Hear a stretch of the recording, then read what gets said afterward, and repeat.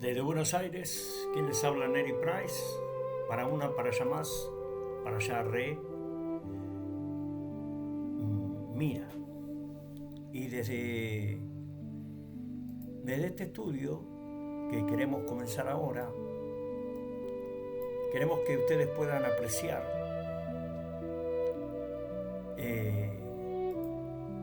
este estudio de Parashá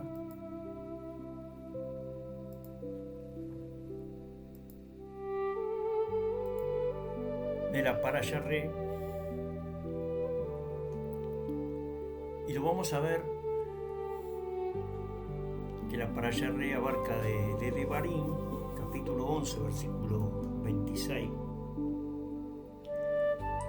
hasta el capítulo 16, versículo 17. Comienza con Re, mira, y presenta delante de Israel bendición y maldición. Y luego desarrolla culto, idolatría, discernimiento, alimentación. Hablará de los diezmos, solidaridad, año sabático y culminará con fiestas. Entonces, esta es la columna vertebral para estudiarla.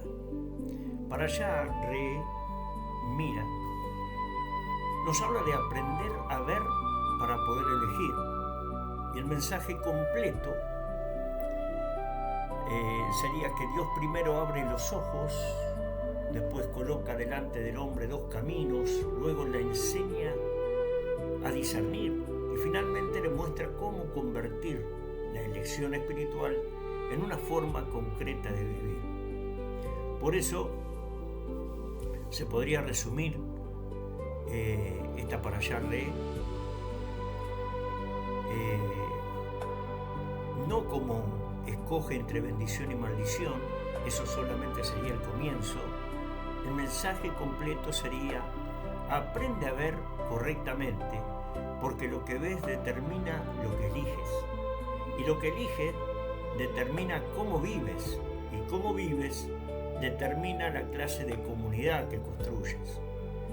Entonces, así tendríamos el despliegue. Entonces, el inicio de Re, mira, la palabra primera es extraordinaria, mira, y no dice inicialmente obedece, dice mira, observa. Y esto es fundamental, porque antes de que exista una elección, existe una visión. Por eso, Devarim 11:26, Re anoji noten lisnaihem hayom. Mira, yo pongo delante de ustedes hoy. ¿Y qué pone delante? Berajá u kelalá, bendición y maldición. Entonces, la primera clave que tenemos aquí, antes de elegir, hay que aprender a ver. Y Israel no está entrando simplemente a una tierra, está entrando en una realidad donde tendrá que discernir constantemente. Entonces, el problema, no todo lo que se ve es lo que parece, y aquí comienza el verdadero despliegue de esta Parashá. Porque después de mirar bendición y maldición, aparecen tantos temas diferentes, porque Dios está enseñando a Israel que no todo lo que parece espiritual viene de mí. Y esos temas no están disociados, todo tiene que ver con otro, todo tiene que ver con un solo tema. Entonces, por eso aparece después el lugar correcto de adoración en Devarim capítulo 12, porque no alcanza con decir yo adoro a Dios, hay que discernir cómo y dónde, de qué manera. Después vendrá el falso profeta en Devarim capítulo 13, y aquí el problema se vuelve todavía más profundo.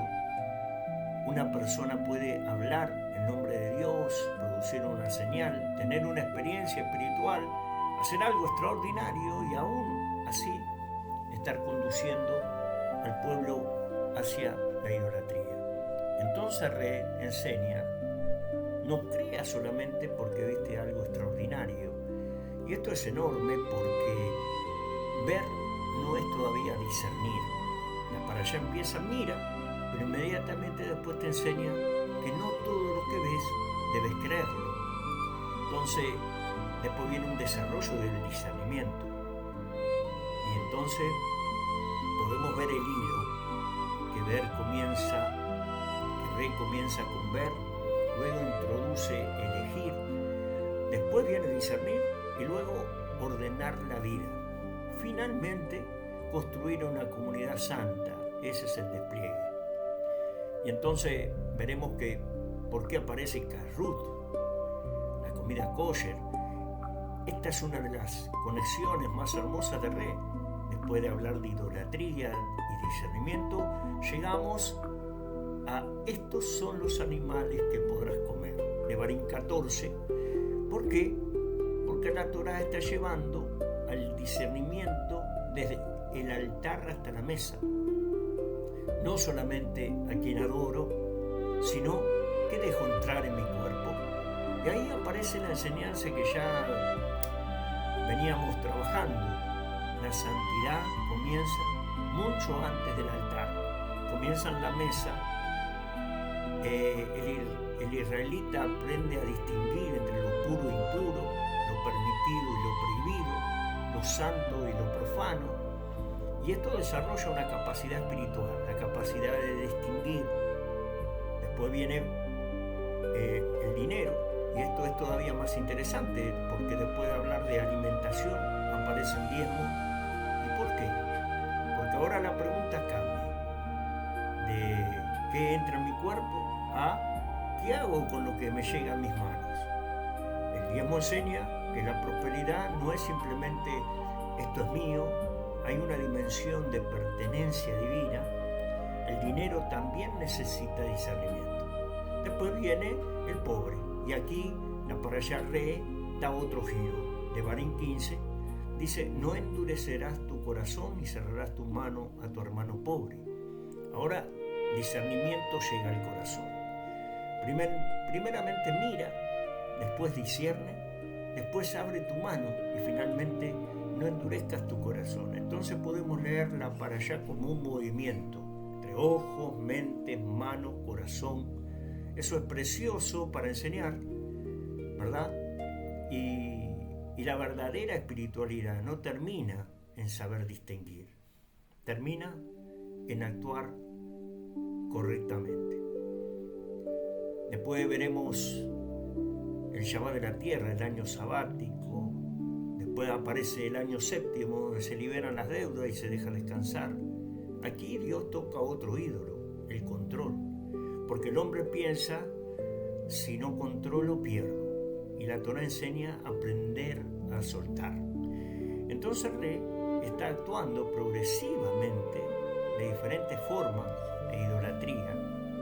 No solamente las estatuas, también la idolatría del poder, la idolatría del dinero, la idolatría del control, la idolatría del éxito, la idolatría del propio criterio. Y entonces la Parashá termina con las fiestas, y esto es importantísimo. La Parashá termina con Pesach, Shavuot, Sukkot, que 3 veces al año Israel debe presentarse delante de Hashem. ¿Y por qué termina así? Porque la meta de toda la enseñanza no es simplemente no hagas cosas malas, la meta es vivir delante de Dios. El final es celebración, después de enseñar cómo ver, cómo elegir, cómo discernir, cómo comer, cómo administrar, cómo dar, cómo soltar. Dios dice, ahora ven y celebra delante de mí. El propósito espiritual entonces es que Re quiere formar un pueblo, está para allá, que tenga ojos espirituales. No solamente un pueblo que conozca mandamientos, un pueblo capaz de ver, discernir, elegir, obedecer, compartir, celebrar. Ese sería el proceso espiritual de Re. Entonces,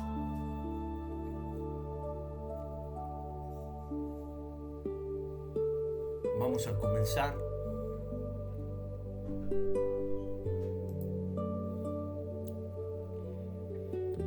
con esta primera parte de Devarim, desde el capítulo 11:26 al 12:10.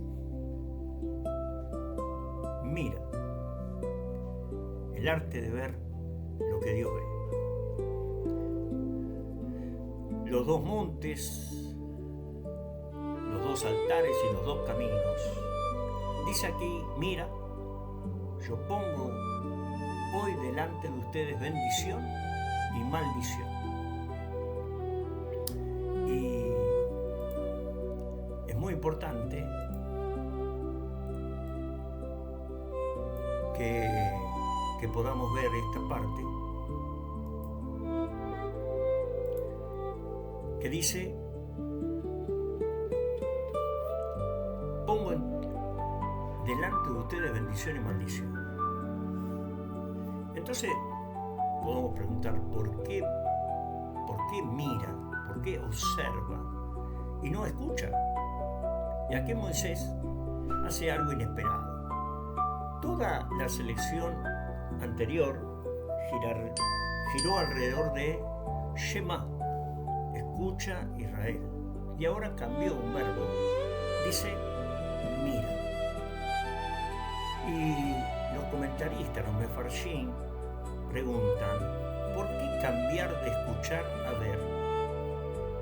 Y el libro de Devarim, de Deuteronomio, explica que existen verdades que pueden oírse, pero todavía no han sido vistas. Uno puede escuchar miles de sermones sobre confianza en Dios y seguir viviendo con ansiedad. Uno puede escuchar acerca del perdón y continuar guardando resentimiento. Uno puede escuchar sobre la humildad y seguir siendo orgulloso. Escuchar pertenece al oído, ver pertenece al corazón. Como dice el rey David, gustad y ved qué bueno es Hashem. Salmo 34:8. Primero se escucha, luego se experimenta y finalmente se ve. Es un principio pedagógico y un sabio decía, la diferencia entre un alumno y un sabio es que el alumno recuerda lo que oyó y el sabio ve lo que Dios está haciendo. Entonces, ahí aparece la palabra hoy, el tiempo de la decisión. Moisés añade otra palabra aparentemente innecesaria, ayom, hoy, ayom en hebreo, hoy. ¿Por qué hoy? ¿Acaso no era obvio? Y Rashi, el mefarshim más famoso, el comentarista, comenta, las palabras de la Torá deben ser nuevas para ti cada día, como si hoy hubiera sido dadas, como si fuera la primera vez que la escuchás. Hoy, la elección nunca pertenece al ayer, ni al mañana, siempre es hoy. La santidad no se vive por acumulación, se vive por renovación. No importa cuál fiel fuiste ayer, la pregunta del cielo siempre será, ¿qué eliges hoy? Entonces, es importante cuando nosotros vemos entonces ahora dos montes, dos voces. Moisés habla de dos montes, el monte Gerizim, lugar de bendición, monte Ebal, lugar de maldición. Más adelante, en Devarim 27, 6 tribus subirán a Gerizim y 6 a Ebal. Los levitas proclamarán bendiciones y maldiciones, y todo el pueblo responderá, amén. La escena no es un espectáculo, es un acto de alianza. Entonces podemos preguntar por qué dos montes. Y aquí comienza la pregunta de los comentaristas. Si Dios quiere bendecir, ¿por qué construir también un monte de maldición? ¿Por qué no un solo monte? Y se explica que el pacto implica responsabilidad. Una alianza verdadera incluye tanto las promesas como las consecuencias de romperlas. Entonces la bendición solo tiene sentido si la elección es real. Entonces, Gerizim y Ebal, podríamos poner que es una geografía que enseña Pero los dos montes que están frente a frente, separados por un valle, quien permanece en el valle puede mirar a ambos lados. ¿Qué imagen? Entonces acá nos invita a nosotros a mirar, ¿verdad? ¿Y por qué mirar antes de elegir? Porque acá nos está invitando que, lógicamente, que nosotros observemos. Observar quiere decir, mira, observar una persona que guarda mandamientos y otra que no guarda mandamientos. Y fíjate dónde termina. Uno va para bendición y otro va para maldición. Fíjate una casa donde se guarda Shabbat. Fíjate un hogar donde se respeta, se celebra Shabbat, y otra que no celebra Shabbat. Fíjate dónde termina un hogar así y dónde va el otro. Fíjate una familia donde sus padres bendicen a sus hijos cada viernes por la noche ante un Shabbat. Fíjate cómo se educan esos hijos y el hogar donde no lo hace, donde termina cada de esos hijos. Tenés que observar aquellos que obedecen y aquellos que no obedecen. Dónde va uno y dónde va el otro. Cómo termina uno y cómo terminan los otros. Entonces, cada mañana despertamos en ese valle y a nuestra derecha tenemos Gerizim y a nuestra izquierda Ebal. Cada decisión inclina nuestros pasos. No somos simples espectadores, somos caminantes. Somos aquellos que van a definir, ¿verdad?, a dónde va a ir cada uno. ¿Y qué significan los nombres? Gerizim. La etimología es discutida. Algunos la relacionan con la idea de cortar o separar. Diversos maestros hacen una aplicación homilética. La bendición implica separar lo santo de lo profano. Ebal, también su origen etimológico es incierto. Algunos comentaristas lo asocian con una tierra áspera o pedregosa, imagen de esterilidad. Y cuando el hombre se aparta del pacto, es una interpretación simbólica, más que una certeza filológica. Los nombres, más allá de su etimología, funcionan como una geografía espiritual. Es decir, si estás en bendición, el fructífero se corta de lo profano y es algo santo. Pero si estás en Ebal, en ese lugar de maldición, de tierra estéril, de la muerte, de lo que no hay bendición. Así que, ¿por qué el altar se construye en Ebal? Y acá aparece uno de los grandes misterios. En Deuteronomio 27 y Josué 8, el altar se levanta en Ebal, no en Gerizim. Entonces podemos preguntar, ¿y por qué, verdad, se levanta en el lugar donde hay maldición y no en el lugar donde está la bendición? Y muchos comentaristas responden que precisamente donde se manifiestan las consecuencias del pecado, ¿verdad?, donde está la muerte, donde está la maldición, Dios establece un camino de reconciliación. Y esto es muy poderoso. No se niega la realidad del juicio, no se niegan las consecuencias del pecado, pero incluso allí Dios abre una puerta para volver. Abre una puerta donde vos tengas un altar y puedas hacer esa puerta de la teshuvá, del arrepentimiento, y volver. Entonces, lógicamente que el judaísmo afirma con fuerza libre albedrío, Bejirá, Hofshit, y el Ijot de Teshuvá enseña que cada persona puede inclinarse hacia el bien y hacia el mal. Y si no existiera esa libertad, no tendría sentido ni los mandamientos ni la responsabilidad moral. Dios conoce el futuro, pero su conocimiento no obliga a nuestras decisiones. No somos robots y el amor solo existe donde existe libertad, donde vos podés escoger amar o no. Entonces, hay una responsabilidad espiritual y vivimos en una cultura que suele trasladar la culpa, ¿verdad? Entonces, la gente puede decir, sí, bueno, mi infancia, mi carácter, mi sociedad, mis padres tienen la culpa.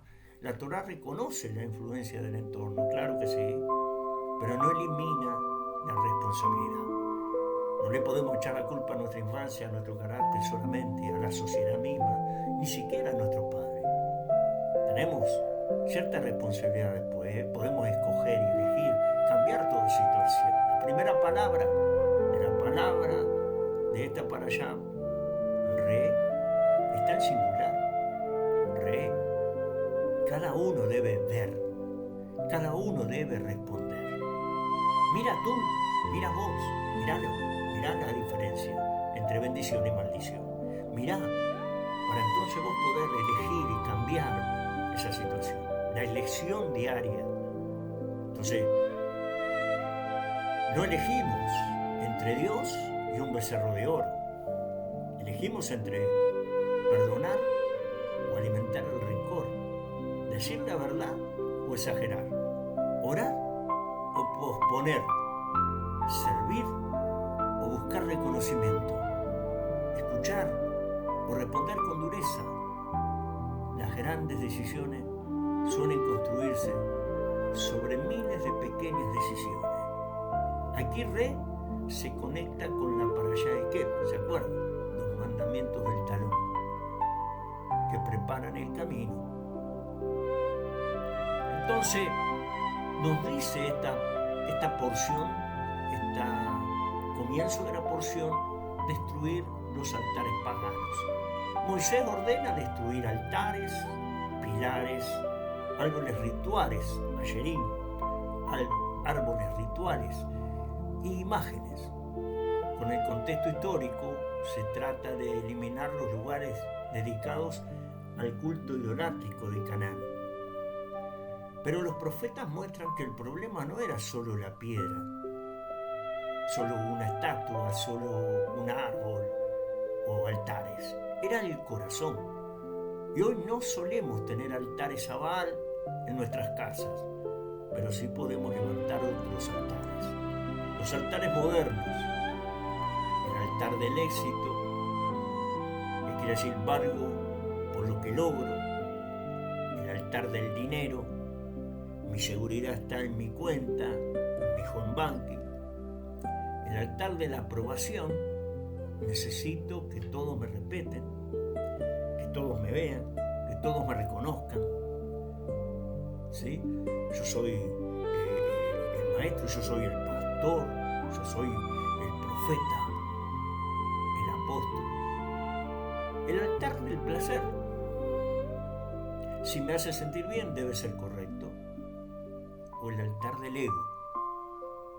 Mi voluntad está por encima de la de Dios.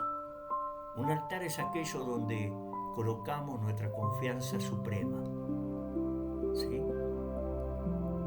Entonces hay una pregunta, o una advertencia más bien, que Moisés advierte: no harás así con Hashem tu Dios. Es decir, ¿cómo servían las naciones a sus dioses? Entonces Moisés advierte: no vas a hacer así como hacen las naciones. De la misma manera que ellos servían a sus dioses, vos servirás a Hashem. ¿Por qué? Porque los cultos cananeos mezclaban prácticas incompatibles con la santidad del pacto.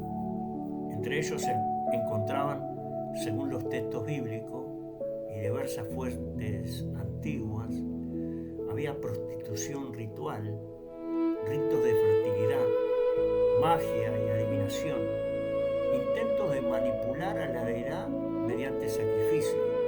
En algunos casos extremos, sacrificaban o hacían sacrificios de niños asociados al culto como el de Moloch. La idea dominante era: yo doy para obligar a Dios a darme. Era una religión de manipulación. Ojo,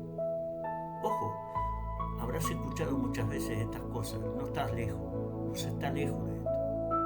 Por eso, estas ídolos modernos, ojo, no tan lejos de Canaán.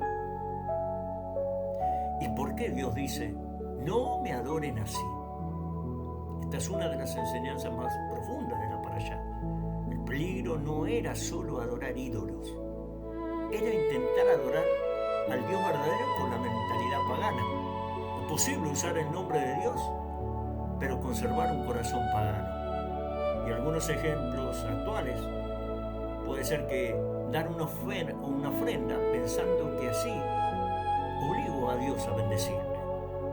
Orar como si fuera una fórmula mágica, convertir la fe en una técnica para obtener prosperidad, buscar experiencias espirituales sin transformación moral o medir la bendición solo por el éxito económico. Y eso lo vemos actualmente en muchos lugares, en muchos de nuestros ámbitos. Eso no es la lógica del pacto, es la lógica de la magia. La Torá enseña que Dios no puede ser manipulado. Se le ama, se le obedece, se camina con Él. Pero profundizando un poco en las 4 maneras de interpretación del Pardés, en un peyat, en lo que viene a ser lo literal, ¿verdad? Vemos 2 montes, 2 caminos, una decisión. Eso sería lo que figura allí en el texto, en el remes, lo que sería ya una alusión. Toda la vida está llena de bifurcaciones. Cada palabra, cada pensamiento, cada acción nos acerca a Jericín o a Eval. En el Drash, en una enseñanza, los 2 montes no están solamente en Samaria, están dentro del corazón nuestro. Es decir, existe dentro de nosotros estos dos montes. Existe una voz que bendice y una voz que acusa. La vida espiritual consiste en aprender cuál escuchar. Tenemos siempre en nuestro corazón esa decisión de un lado o del otro. Pero en el secreto, en el Sod, aquí encontramos un detalle fascinante. La palabra re'é está en singular. Mira, observa, pero inmediatamente el texto continúa. Delante de ustedes, en plural. Los comentaristas preguntan por qué empezar con un individuo y terminar con toda la nación. Una enseñanza jasídica responde porque la visión espiritual siempre comienza en una persona, pero cuando es decir, siempre va a terminar, siempre empieza la visión espiritual con una sola persona, por eso en singular, pero nunca termina en ella. Un hombre que aprende a ver con los ojos de Dios transforma una familia transforma una comunidad transforma una nación. Qué hermoso, es tremendo. Y cuando nosotros ya, porque lógicamente tenemos que, siempre cuando tenemos nuestro Yeshua en nuestra vida, en nuestro corazón, claro, tenemos que hacer una conexión. Y cuando Yeshua dice entrar por la puerta estrecha, en Mateo 7, de 13 y 14, está utilizando el mismo lenguaje de Deuteronomio, de Devarim. 2 caminos, 2 destinos, 2 maneras de vivir. Y cuando declara donde esté tu tesoro, allí estará también tu corazón, Mateo 6, 21. Retoma la enseñanza de Re, ¿verdad? Mira, la verdadera elección no empieza en los pies, sino en el corazón, que decide qué considera su mayor bien. Imagine un tren que llega a una estación donde las vías se dividen. El cambio de dirección ocurre por mover una pequeña aguja metálica.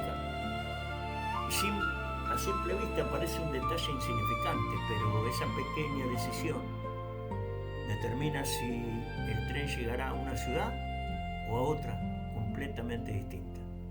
Así ocurre con la vida espiritual. No solemos desviarnos de Dios por una gran decisión repentina. Nos desviamos por pequeñas elecciones repetidas. Un día dejamos de orar, otro día dejamos de perdonar. Después justificamos una mentira. Más tarde normalizamos el orgullo.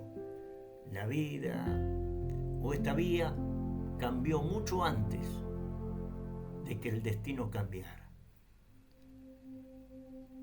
Un hombre le dijo a su maestro: tengo 2 perros peleando dentro de mí.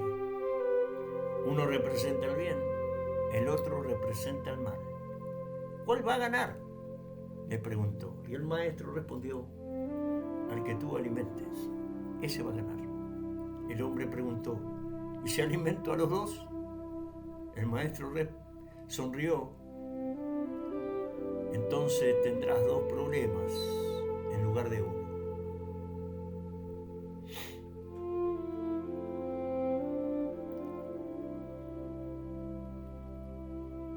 La primera palabra de la parashá no es una orden de actuar, es una orden de ver. Porque nadie puede caminar correctamente si primero no aprende a discernir. El verdadero problema del ser humano no siempre es la falta de fuerza.